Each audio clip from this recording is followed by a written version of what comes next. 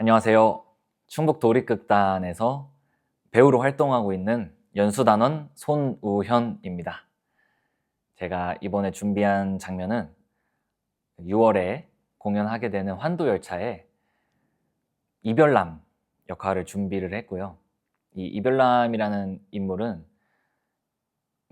이제 전쟁 때문에 부산까지 피난을 갔다가 이제 휴전을 하게 되면서 서울로 올라가는 환도열차를 타고 이제 서울로 다시 돌아가려고 하는 인물이고요.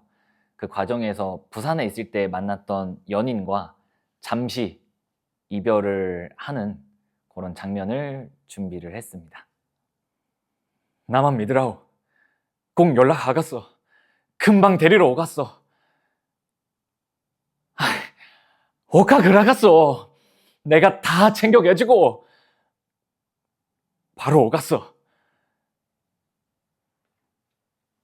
네, 여기까지입니다. 감사합니다. 제가 이상주의자인 상태일 때랑 허무주의자인 상태일 때랑 다른 것 같아요. 이상주의자일 때는 인성이 지능이다라는 이야기가 있잖아요. 근데 요즘에는 그만큼 지식적인 측면도 되게 중요한 것 같더라고요. 누군가를 이해하기 위해선 그 사람이 처한 환경이나 배경에 대해서 공부를 해야 되는 경우가 되게 많고, 그런 점에서 예술이라는 게 간접 경험을 체험시켜주는 거다 보니까 그런 이해와 공감을 할 수 있는 그 부분들을 더 잘 전달할 수 있다고 생각을 하거든요.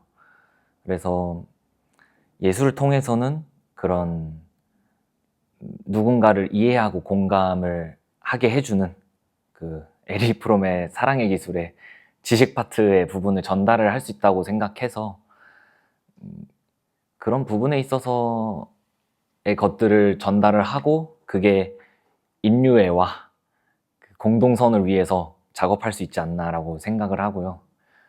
허무주의자로서는 예술이 사람을 바꿀 수 있나라는 의문을 항상 품는 것 같아요. 그래서 관객분들이 극장에 오셔서 공연을 보시고 뭐 감동이든 재미든 이제 웃으시든 울으시든 하고 떠나시면 그걸로 역할은 끝이지 않나, 이런 생각이 왔다 갔다 합니다. 아무래도 제 안에서 아직 답이 안 내려진 부분인 것 같아요. 앞으로 많이 배워나가면서 이제 제 안에서 답이 내려지기를 바라고요. 뭐 이 상태로 쭉 갈 수도 있겠다고 생각은 하는데 앞으로 많이 성장하면서 느껴가야겠죠. 어디서 성장하냐면 충북도립극단 연수단원으로서. 예. 일상에서 얻는다라는 대답이 아무래도 대부분 다 그럴 것 같고요. 근데 일상에서 어떻게 영감을 얻느냐라고 스스로한테 질문을 한번 해본 적이 있었는데, 그 빨간 차 이야기가 있어요. 어떤 회사원한테 출근할 때 보는 빨간 차 한 대당 10만 원씩 주겠다라고 얘기를 하는 거죠. 그러면 그 사람은 출근하면서 빨간 차만 보는 거예요. 빨간 차, 빨간 차, 빨간 차, 빨간 차 하면서 오다가 이제 도착했을 때 그 사람에게 빨간 차를 물어봤을 때 다 얘기하는 거죠. 언제, 어디서, 무슨 빨간 차를 봤는지 다 얘기해요. 그럼 그 사람에게 그러면 방금 출근할 때 본 노란 차 한 대당 100만 원씩 줄게 라고 얘기하면 그 사람은 노란 차는 기억을 못 하는 거예요. 이 이야기의 교훈은 내가 어떤 거를 봐야겠다, 어떤 거를 캐치를 해야겠다라고 생각하는 것들은 캐치가 잘 되지만 그렇지 않은 것들은 많이 흘려보내는 것들이 있다는 거죠. 저는 일상에서 영감을 찾는 과정은 이런 과정인 것 같아요. 계속해서 누군가를 볼 때, 또 어떤 사건을 볼 때 그것들을 캐치하려고 하는 그거를 가지고 있어야, 약간 텐션이라고 해야 될까요? 가지고 있어야 그런 것들이 받아들여지는 것 같고요. 그렇지 못한 것들은 흘려보내는 거죠. 앞으로 저도 지금도 빨간 차를 많이 가지려고 생각은 하지만 사실 지금은 재료가 부족하다기보다는 역량이 부족해서 막힌다라는 생각이 많이 드는 것 같아요. 그만큼 배움의 생각이 좀 많아지는 것 같고요. 그리고 이제 충북 도립극단에 있으면서 연습 과정에서 이제 선배님들 하시는 거나 아니면 동기들 하는 것들을 보면서 계속 배워나가고 있습니다. 많이 배우고 있습니다. 빨간차, 빨간차, 빨간차 하면서. 네. 제가 뭐 예술계를 대표할 수는 없겠지만 아무래도 AI인 것 같아요.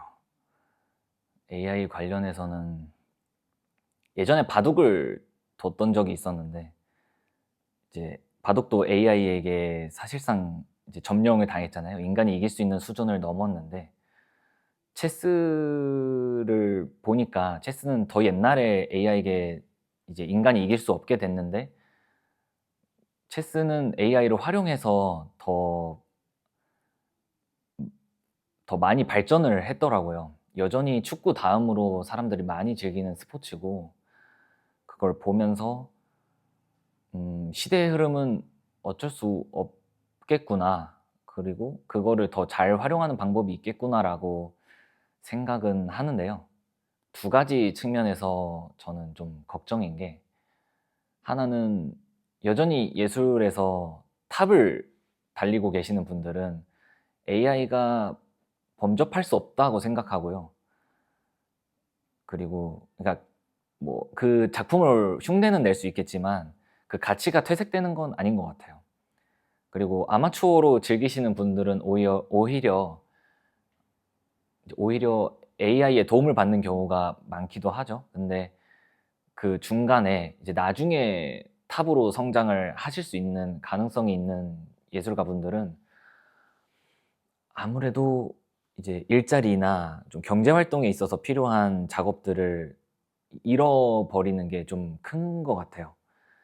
이제 그림을 그리시는 분들도 예전 같으면 기업이나 개인이 커미션을 맡겨서 돈을 벌 수 있는 부분에서도 많이 놓치게 되는 것 같고 지금 AI로 뭔가 광고 같은 거를 찍는 게 요즘 많이 보이는데 그 부분에 있어서 모델이나 어쩌면 이제 배우들도 그런 부분의 것들을 많이 뺏기고 있다고 생각을 하거든요.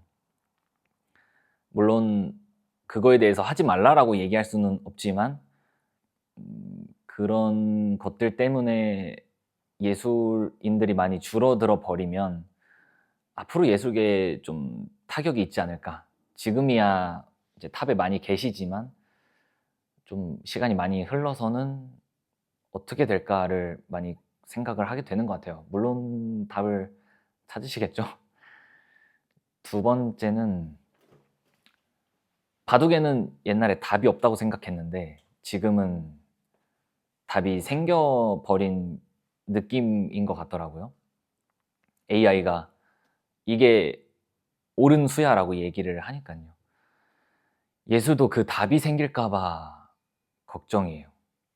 정말 나중에 이제 연출님이 옆에 카메라 해놓고 이제 GPT랑 얘기하시면서 이렇게 하다가 배우가 움직이는 걸 보고 GPT가 그 역할은 이렇게 움직이고 요런 표정과 요런 걸음걸이로 이런 소품을 들고 이런 비즈니스로 움직이는 게 맞아요 라고 얘기할까 봐 그렇게 될까 싶기도 한데 여태까지 그런 것들이 많이 점령을 당해버려서 불안한 마음에 있습니다. 지금은 앞으로 계속 보고 있어야겠죠.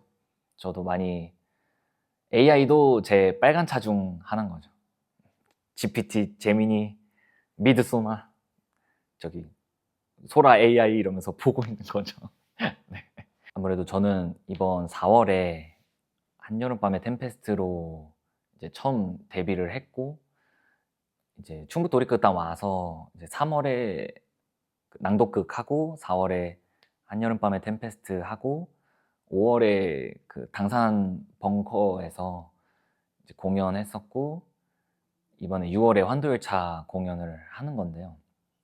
그 전에는 이제 학교에서 이제 대학교에서 전공하면서 공연을 했다 보니까 오시는 분들이 좀 한정이 된 게 있었어요.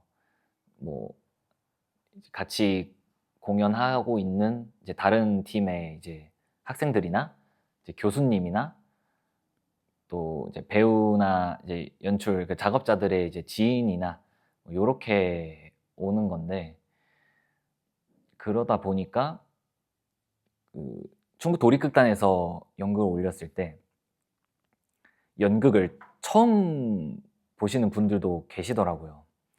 그걸 보면서 아, 내가 정말 대중예술을 하고 있구나. 내가 정말로 이제 도민들에게 예술을 보급을 하고 있구나라는 거를 거기서 좀 크게 느꼈던 것 같아요. 그전까지는 예술을 알고 있거나 아니면 이제 그 공연보다는 어떤 누군가를 보기 위해서 온 분들이 많았다면, 지금은 이 예술을 보러 오신 분이 많구나라는 거를 많이 느끼고요. 저는 그 전에도 예술이 많이 보급되었으면 하는 사람이긴 했는데, 여기 와서 정말로 거기에 일조를 하고 있구나라는 생각에 되게 기쁩니다. 저는 취미로라도 예술을 다들 하셨으면 좋겠어요. 예술이라는 게 취미로 가졌을 때 정말 좋은 것들만 준다고 생각을 하거든요. 연극을 보는 것도 좋지만 연기를 하는 것도 배우로서 저도 많이 성장을 했지만 인간으로서의 저도 많이 발전을 시켰다라고 생각을 하거든요. 그래서 연기를 할 수 있는 그 환경이 주어진다면 연기를 꼭 해보셨으면 좋겠다라는 생각을 하고요. 이제 중국 도립극단에서 또 아마 내년에 도민연극교실을 할 것 같은데, 그때 많이 하면 좋겠다라는 생각을 합니다. 인스타에서 알림을 주고 있으니까요. 인스타 팔로우 하시고 네, 인스타 팔로우 하시고 이제 소식을 기다려 주시면 언젠가 올라올 거라고 생각합니다. 함께 해주셨으면 좋겠습니다. 네.